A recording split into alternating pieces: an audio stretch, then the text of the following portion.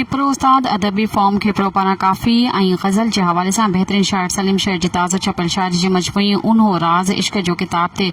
अदबी विहक मुशायर मुनक़द के वियो प्रोग्राम जी सदारत बेताब खैर मोहम्मद मरी कई जिते मेहमान खास सलीम शेर हुआ एजाजी मेहमानों में एडवोकेट मुजीबर रहमान शेर उस्ताद लकारी अब्दुल जब्बार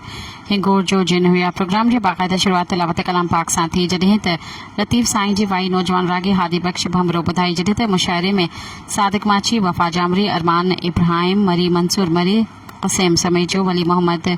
वली सैयद दिलावर शाह पंहिंजी नक़ुल शायरी पेश कई जॾहिं त शायरी जी मजमूई उन्हो राज इश्क जो किताब ते अदबी विहक में तबसरो कंदे उस्ताद लकारी उस्ताद अदबी फॉर्म के प्रोजे मरकज़ी चेयरमैन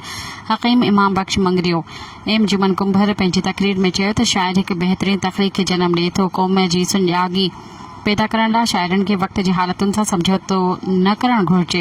शऊर जे हवाले सां समाज जे इर्तिक़ा जी अक्कासी कनि त जीअं क़ौम खे वतन जी मोहबत उक़ीर सां गॾु नौजवान नस्ल जी समाजी ख़िदमतुनि में माहौल पैदा करे सघिजे थो